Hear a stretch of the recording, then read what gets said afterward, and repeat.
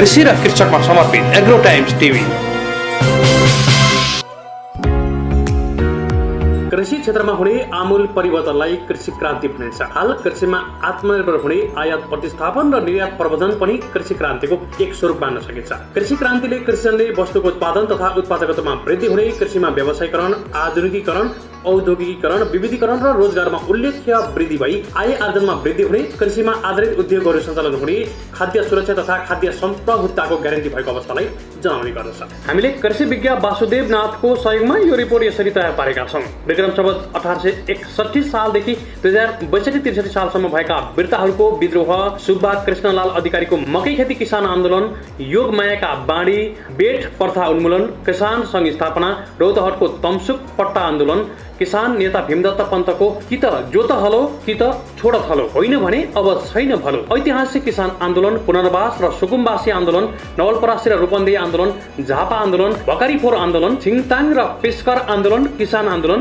जनयुद्ध तथा सशस्त्र सङ्घर्ष, मधेस आन्दोलन, आदिवासी जनजाति, दलित आन्दोलन लगायतका विभिन्न आन्दोलनहरू कृषि क्रान्तिसँग सम्बन्धित तथा अन्तर सम्बन्धित नै थिए। कृषि क्रान्तिले मुलुकको राजनीतिक सामाजिक क्रान्तिहरूको उद्देश्यलाई सम्बोधन गर्छ। कृषि तथा पशुजन्य पदार्थको उल्लेख्य पदार्थहरूको उत्पादनमा उल्लेख्य वृद्धिले कृषि क्रान्ति भएको अभ्यास भएपछि मात्र समृद्ध नेपाल सुखी नेपालीको नारा सार्थक हुनेछ। हाम्रो देशमा सबै किसिमको हावापानी पाइने भएकाले यहाँ सबै किसिमका कृषि उपजहरू उत्पादन गर्न सकिन्छन्। हाल कोभिड-19 को कारणले विदेशीको जनशक्ति पनि उपलब्ध भएकाले समृद्ध मुलुकको लागि कृषि नै प्रमुख तथा उत्तम विकल्प रहेकाले नेपालमा कृषि क्रान्तिको लागि उचित वातावरण तयार भएको छ। नेपालको भू उपयोगको अवस्था हेर्दा खेती गरिएको जमिन 21%, खेती नगरिएको जमिन 7%, वनजङ्गल रहेको 29%, झाडी रहेको जमिन 10.6%, चरण खर्क रहेको जमिन 12%, पानी रहेको जमिन 2.6% र अन्य जमिन 17.8% रहेको छ। हावापानीको दृष्टिकोणले नेपाल एउटा अचम्मको देश हो। यहाँ उच्च हिमालको ठण्डा हावापानीदेखि तराईको उष्ण प्रदेशीय हावापानी पाइन्छ। नेपालको हावापानी अनुसार तराई अन्नको भण्डार, पहाडलाई फलफुल खेती र उच्च पहाड तथा हिमाली क्षेत्रमा पशुपालन भए पनि न तराईमा क्षमता अनुसारको अन्न उब्जाउन सकिएको छ, न पहाडमा फलफुलको विकास गर्न सकिएको छ, न उच्च पहाड तथा हिमाली क्षेत्रमा पशुपालन गर्न सकिएको छ, न जडीबुटी खेतीको नै विस्तार गर्न सकिएको छ। सम्भावनाहरूको पहिचानको लागि उचित योजना बनाउन आवश्यक देखिन्छ। सबै साधन स्रोतहरूमध्ये मानव साधन तथा जनशक्ति महत्त्वपूर्ण मानिन्छ। विश्वव्यापी कोरोनाको महामारीले विदेशीको जनशक्ति स्वदेश फर्केका छन्। यिनीहरूको लागि सजिलो गर्न सकिने पेसा व्यवसाय पनि कृषि नै देखिएको छ। देशभरि करिब 25% खेतबारी बाँझै रहेको एकातिर छ भने अर्कातिर खानपिनमा आयातित संस्कारहरूले निकै उतार चढाव आएको छ। खाने संस्कार तथा खाने बानी फेरिएको छ। पोषणयुक्त खानेकुराको उपभोगमा जोड दिएको छ। हामीले जहाँ जे उत्पादन हुन्छ त्यहाँ त्यसको उपभोग नगरी उच्च पहाडी क्षेत्रमा आलु, उवा, कागुनो, चिनो, कोदो, फापर उत्पादन हुन्छ भने त्यहाँ भात खाने परम्परागत परिकार नखानाले खाद्य सुरक्षामा सङ्कट पैदा भएको छ। यसलाई समयमै ध्यान दिनु आवश्यक देखिन्छ। कृषि उत्पादनको लागि सबैभन्दा महत्त्वपूर्ण कुरा जमिन हो। जमिनलाई न त फराकिलो पार्न सकिन्छ न त खुम्च्याउन नै। कृषि कार्य एउटा उत्पादनकारी भएकाले उत्पादनका साधनहरू, जमिन, श्रम, पुँजी र सङ्गठनको पर्याप्त उपलब्ध हुनु अपरिहार्य छ। नेपालमा कृषि क्षेत्रको औपचारिक रूपमा विकासको सुरुवात विक्रम सम्वत 1978 सालमा कृषि अड्डाको स्थापना भएपछि मानिन्छ। औपचारिक रूपमा कृषि क्षेत्रको विकासको सुरुवात भएको 1 शताब्दी हुँदै गर्दा कृषिमा आत्मनिर्भर हुनुको सट्टा परनिर्भरता दिनानुदिन बढ्दै गइरहेकाले कृषि क्रान्ति अपरिहार्य रहेको कुरालाई कसैले नकार्न सक्दैन। नेपालमा रोजगारी, राष्ट्रिय आय, पुँजी निर्माण, वैदेशिक व्यापार, औद्योगिक कच्चा पदार्थ आदिको लागि कृषि क्षेत्र अपरिहार्य रहे तापनि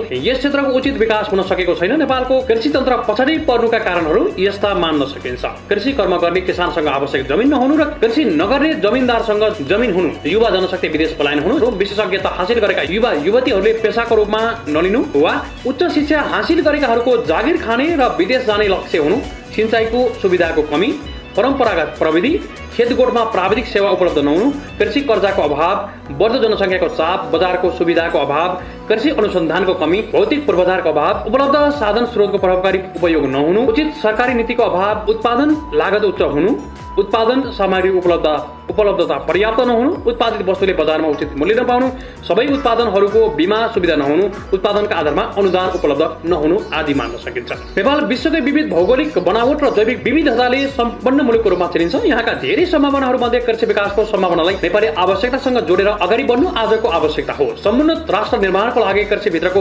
महत्त्वपूर्ण खाद्यान्न, बाली, तरकारी, फलफुल, दूध, मासु, अण्डा आदिको उत्पादन र उत्पादकता बढाउनको लागि असल कृषि अभ्यास तथा असल पशुपालन अभ्यास अवलम्बन गर्नु अति आवश्यक छ। हावापानी तथा भूमि सुहाउँदो खेती गर्नुपर्ने पनि यतिकै आवश्यक छ। जलवायु परिवर्तनले कृषिलाई सबैभन्दा बढी असर पारिरहेकाले सोको असर न्यूनीकरणमा ध्यान दिनु पनि त्यत्तिकै जरुरी छ।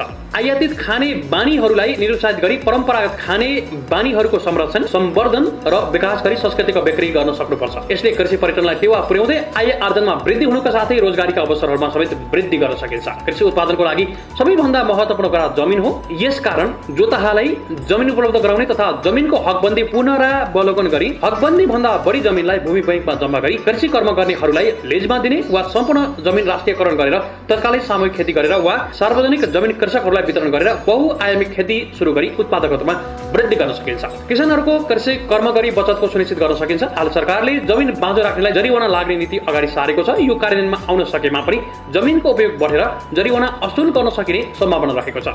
यो एउटा सकारात्मक प्रयासको सुरुवात भने अवश्य मानिन्छ। उत्पादन बढाउनको लागि उत्पादन सामग्रीहरू जति प्रयोग गरिन्छ त्यति नै उत्पादन हुने वा उपलब्धि हुने निस्कन्छ। नो इनपुट नो आउटपुट भन्ने कुरा सधैँ ध्यान दिनु आवश्यक छ। यसको लागि एकपटक राष्ट्र निर्माणको लागि हामी सबै नेपालीले हाम्रा पुर्खाहरूले बनाएको पहिचान, त्याग, बलिदानलाई पुनर्जीवित पार्न तथा हालसम्म गरेका किसान आन्दोलनहरूको उद्देश्य एवं लक्ष्य पूरा गर्नको लागि विश्वलाई सन्देश दिन सक्नुपर्छ। कृषि उत्पादन, कृषि व्यवसाय र कृषिको लागि आवश्यक पर्ने पूर्वाधार विकासको लागि नयाँ सोच तथा नयाँ आयामलाई कृषिसँग जोड्न सकेमा कृषि क्रान्ति हामीबाट धेरै टाढा छैन। यसको लागि हामीमा सकारात्मक सोचको पनि त्यत्तिकै खाँचो रहेको छ। विभिन्न विज्ञहरूको सहयोगमा असीम सापकोटाको रिपोर्ट।